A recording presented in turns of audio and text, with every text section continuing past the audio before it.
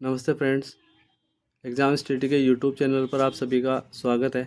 मैं नितेश नारनिया आप सभी का स्वागत करता हूँ। एक वीडियो बनाया था, उसमें मैंने कहा था कि नेक्स्ट वीडियो में जब भी मैं बनाऊंगा तो उसमें क्या रीज़न है कि 50% के आसपास जो सब यूट्यूबर है वो बता रहे हैं कट ऑफ, उसका क्या रीज़न है उस पर अपन डिस्कशन करते हैं। देखो फ्रेंड्स, अगर मैं मेरी बात बताऊँ तो पेपर अटैम्प्ट में मैंने फ़र्स्ट पेपर में 136 क्वेश्चंस अटैम्प्ट करे और उनमें से कट कट के मेरे नंबर बन रहे हैं, मेरे क्वेश्चन बन रहे हैं 88।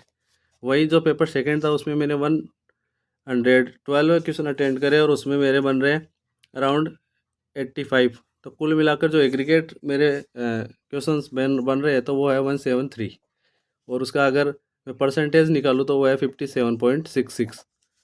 तो मैं ये कहना चाहता हूँ कि जब मैंने स्टार्टिंग में यूट्यूब से जो अपनी आंसर की है वो मिलाई, जो इंस्टीट्यूशन ने पढ़ाया, सच में जिन्होंने पढ़ाया उनसे जो आंसर की मैच करी थी, उस टाइम पर मेरे 59 परसेंटेज बन रहे थे। लेकिन उसमें ये था कि जो 2 3 4 जितनी भी इंस्टीट्यूशन है उन्होंने जो पढ़ाई वो फैकल्टियाँ सब अलग अलग थी, उनके सब के कंसेप्ट जो आंसर सॉल्विंग के थे वो सब अलग थे। तो उस टाइम पे उन्होंने जो आंसर की बताई तो उसमें मेरे इतने नंबर बन रहे थे। फिर ऑफिशियल जो अपनी आंसर की आई उसमें मेरे मार्क्स रिड्यूस हुए, तो मेरे अकेले के नहीं हुए, वो सबके ही हुए ना।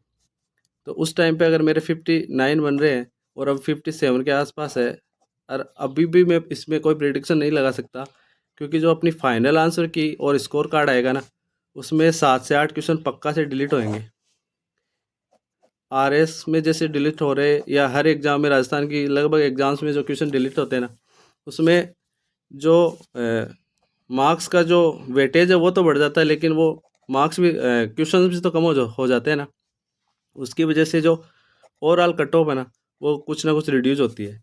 और एक रिड्यूस होने का कारण ये भी है कि अपन जहाँ पेपर देते हैं ना तब तो दो दो ऑप्शन तो अपन एलिमिनेट कर देते हैं, लेकिन जो दो ऑप्शन एलिमिनेट नहीं करते और उनमें से अपन टिक करते हैं ना तो प्रोबेबिलिटी यही रहती है कंपटीशन एग्जाम्स में कि अपना जो माइंड है ना जो फर्स्ट क्लिक करता है वो तो अपन करके आते नहीं है, जो सेकंड वाला रहता है ना वो करके आते हैं और वो गलत होता है। तभी मेरे खुद के देख लो, फर्स्ट पेपर में वो पेपर इजी टू मॉडरेट था लेकिन मेरे 36 क्वेश्चंस गलत हुए। वो सब उसमें से लगभग 10 से 15 क्वेश्चन सिली मिस्टेक से हुए। तो यही मेरे अकेले की सिली मिस्टेक्स नहीं है, सबके साथ होता है ये। और इसका होने का कारण यही है कि जैसे ही अपन पेपर दे के आते हैं उसके 1 डेढ़ महीने तक अपन कट ऑफ पर ही लगे रहते हैं कि कट ऑफ क्या है, कट ऑफ क्या है। किसी एक सिंगल बंदे ने भी ये कोशिश नहीं करी होगी कि मेरे ये क्वेश्चन हुआ क्यों, गलत क्यों हुआ। नहीं, किसी बंदे ने, अगर कोई बंदा करता है तो अगर जेन्युइन तैयारी कर रहा है तो वो एक अलग बात है। मोस्ट ऑफ द क्वेश्चंस जो गलत होते हैं ना बच्चों के, वो नेक्स्ट एग्जाम में भी गलत होने के पूरे चांस रहते हैं उसके, क्योंकि वो उसको रिकॉल करके या रिमेंबर करने के लिए कहीं नोट डाउन तो करते हैं नहीं, उस पर जो कंसेप्ट लगा उसको सोल्व करते हैं नहीं।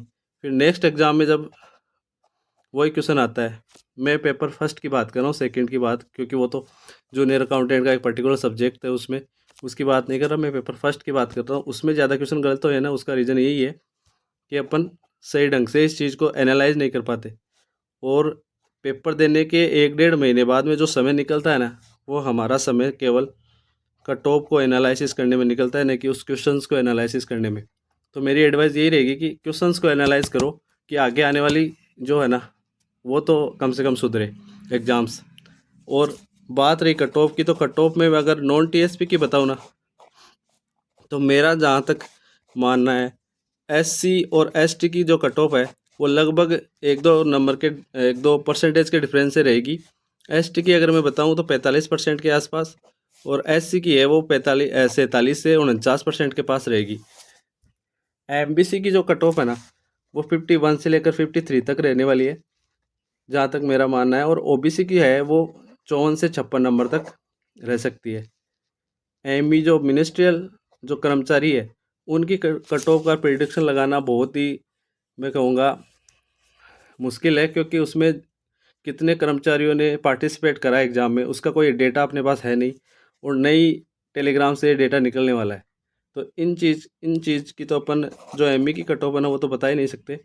बाकी ईडब्ल्यूएस और जनरल की कट ऑफ में बताऊँ तो जनरल 55 से प्लस ही रहने वाली है, और EWS 53 से 55 के आसपास रहने वाली है। अगर ये कट ऑफ 1-2 नंबर अगर ओवरऑल वेरी भी करे तो हो सकता है ये वेरी करे, लेकिन जहाँ तक मेरा मानना है इतनी कट ऑफ रहेगी। और मेरा अगर प्रेडिक्शन आपको सही लगा तो प्लीज़ आप कमेंट में बताएं और चैनल को लाइक करें, शेयर करें, सब्सक्राइब करें।